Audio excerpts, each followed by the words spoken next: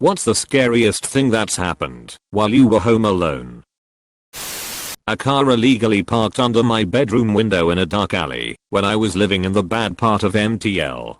The cops told me they'd get it towed as it offered a perfect way to easily climb through my window.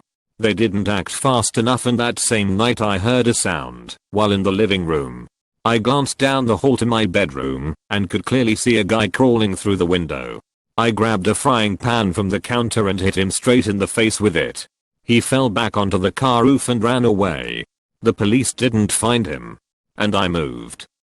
You're badass. Raccoon crawled in my chimney, broke the ceiling, looked at me and hissed. I opened my room door and led it downstairs and opened the front door. It ran into the street and then tripped, looking like Peep in Sonic. My mom was convinced we had a raccoon from hell stomping around on the roof. She had a cold, so she was sleeping in her recliner for a few nights to breathe, and she kept getting woken up to something running around on the roof. Dad checked, but there were no hidden holes, so it must be living somewhere else and going on the roof in the night. Turned out to be my sister's lab. It was winter, and snow had piled up behind the garage, and she climbed it and would chase cats and squirrels. Oh, a lab dog. I was confused for a second. I lived alone in an apartment on the second floor. One night at about 2 a.m. I wake up to the sound of shattering glass. I go and look out the window, and there's a guy trying to break in downstairs. The person who lived in that apartment was in her 80s and totally blind. I called 911 in a total panic and watched the guy run off into the woods. But the scariest part for me was that I had taken Ambien and was convinced the guy was Charles Manson. The police caught the guy. He went to jail. The lady was in the hospital at the time. You saved her. Nice job, Squirrel Gerald 219. This was something that startled me more than terrified me.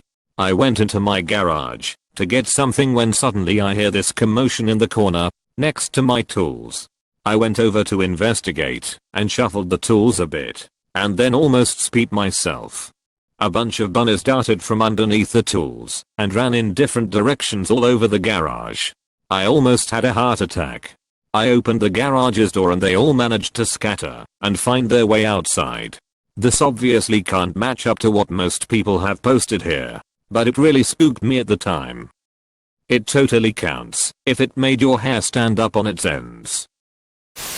The very first summer I was old enough to be home alone during the summer. I was in my room watching TV and being generally lazy when my room was enveloped in this bullet quick flash of lightning, and what followed was to date the loudest noise I have ever heard.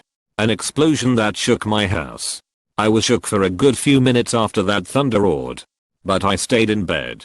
Well, after a few minutes, I started to notice something outside of my window. It looked like a cloud creeping over my house. I couldn't piece together what it was. So I left my room and started to head downstairs. That's when I saw the emergency lights all flashing off the portraits at the bottom of the stairs. When I got downstairs, there was only one view from the windows at the front of the house. The neighbor's house across the street, almost completely engulfed by flames.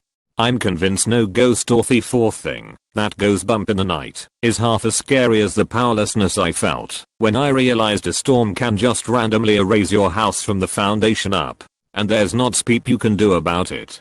And if the fire is big enough, there's not speep your neighbors can do about it either. I called my mom in a panic, worried the storm, which was still lingering, would hit our house next or something. I'm so worried this is gonna happen while everyone is at work and my dog is locked up alone in the house. Interestingly, the one thing that survived the fire was the bathroom, where the dog was kept during the day. Weird place to keep your dog, I guess, but it saved his life. I'll never forget the neighbor's face when the firefighters brought his very much alive, just scared dog to him. Technically wasn't home alone, but everyone had gone to bed, so I was the only one up. It was like midnight around Christmas, and I was on my laptop in the living room. I was just thinking about going to bed when I hear the softest little knock on our glass door. So soft my dog doesn't even hear it and react. My area has lots of animals around, so I look up expecting to see a stray dog or something like that. Nope. An older man is at my back door looking in. I freeze up for a moment and just stare. He doesn't seem to see me, despite me being right there, and turns to talks to someone off the porch I can't see while messing with my door some. At that point I start screaming for my dad. Dude finally hears/sees me and had taken off running by the time my family woke up. 911 is called, and like 8 unmarked cars full of police officers show up literally instantly. It was really surprising. Next day, found out the reason they showed up so quickly was because that dude was probably someone they were looking for who had escaped from them a few moments before. So that's nice. Are you sure it wasn't Santa? Ho ho ho. Dud. Oh. Colon. Skidaddles. In university, one night my friends all went out partying, and I stayed at home because I was broke. A few minutes after taxis picked up the guests, the litter box was banged a few times. Me, being upstairs, ignored it, assuming it was somebody messing around. I lived in a student area. It wasn't uncommon. 5 minutes after that, there were 5 massive bangs at the door. I screamed and ran downstairs to see our front door hanging wide open. Called the police. Apparently there had been a spate of break-ins. That week in the litter box banging was to check if someone was in who would come outside. Shook me right to my core. That did. You're British, aren't you? From Northern Ireland. I woke up to my stalker in my watching me sleep. I screamed and she jumped through my bedroom window, which had been opened by her. She was caught, and I very quickly and discreetly moved after that. Technically you weren't home alone. Home not alone. I can get with this movie. In college my live-in boyfriend had gone out with friends for an evening. I started to have a tingly feeling in my hand that wouldn't go away. Then the tingling spread up my arm to the entire right side of my body. Called my mom because I was getting freaked out and started slurring my speech and forgetting words on the tip of my tongue, but couldn't remember the specific word. We both recognize this as stroke symptoms, and I call 911. Next thing I know there are firefighters, paramedics, and police at my house, as well as my aunt and boyfriend that my mom had called. Turned out it was an atypical migraine, and I was fine. But thinking I was having a stroke while home alone was terrifying. I still get nervous when I'm home alone or driving alone, even though multiple doctors have said it's a freak thing that probably will never happen again. That's scary AF. I'm so sorry. That's worth mentioning to any doctor you see in the future. When I was at uni, my housemates and I lived in a really sketchy area. One weekend, all 3 of them were away, and I was home alone. Shortly after going to bed, I was woken out of a dead sleep to a sound I couldn't place. There was banging, not the good kind, crashing, and all sorts of commotion coming from the top floor. Definitely someone or something up there. I happened to have a butterfly knife in my bedside cabinet nightstand and grabbed it, deciding I would be brave and deal with the problem. I was a short, skinny 19-year-old woman with no strength. Also no clothing, because I didn't think to get dressed with all the adrenaline. Crept up the stairs and discovered the noise, which was getting louder and more frantic, was coming from my housemate's room. Called out, no answer. Eventually plucked up the courage to turn the door handle, stepped back and nudged the door with my foot, only to have whatever was in that room come flying straight out at me. Literally flying. It was a peeping pigeon. Took a couple of hours to get the peeping thing out of the window that had been left open, and then calm down enough to go back to bed. So it turned out not to be a scary thing, but the whole process of trying to find out who/what was in my house was pretty terrifying while it was happening. Same deal. Lived in a shotgun in a southern state. At the time I had no roommates. All windows closed. All fireplaces covered. Woke up to thumping, scratching sounds. Walked out with a frying pan ready to deal with the meth head. Instead I found a blue jay. Still no idea how it got in. Lived in a shotgun in a southern state. I know the South loves their guns, but never heard of someone living in a shotgun. Am I reading this right? A guy tried to break into my house. I was 12. My dog turned into Cujo and saved my ass. I have a pit bull who is a big soft cribby. Whimpers for a blanket when he's cold. Has to snuggle at all times. A great big wuss. One night we had an intruder in our yard, and I swear he turned into a different dog. He was at the door ready to commit murder. The intruder wisely chose to leave, rather than deal with him. This is my big Winnie Cribby. Aside from being the snuggly teddy bear he is also a fierce protector of the acreage. When I was about 11, my sister's ex broke into our home while my family was out. I go downstairs to check it out and see this scrawny, scowling kid crying while trying to make his way up through the basement. When he saw me at first, he tried to calm me down and then pleaded with me not to tell my parents, eventually threatening me if I did. I know that a crying, hysterical high school freshman doesn't sound intimidating, but as a kid he was like twice my size and his emotional state really freaked me out. It ended when my fat old dog, hearing the commotion, came to check things out and went into full-on lol I'm gonna peeping murder you mode and chased him out of the house and into the yard. My parents found out. Cops were called. Charges were pressed. But as my mom explained it, the kid was shown some mercy because he was just that pathetic. We both still live in the same town, so keeping tabs on the dude became a bit of a morbid fascination for me over the years. He's never really changed and has consistently been a sad sack loser his entire life.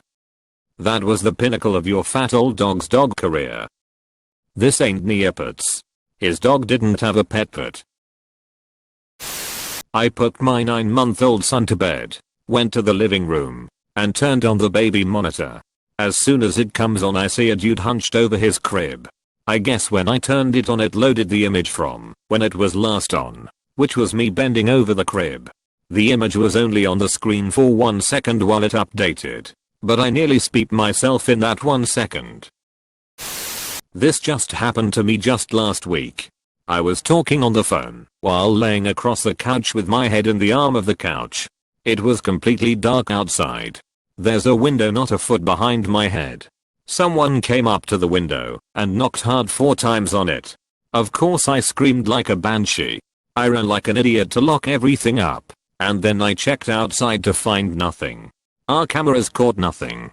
Turns out they also broke into my car, which was out of sight of the cameras.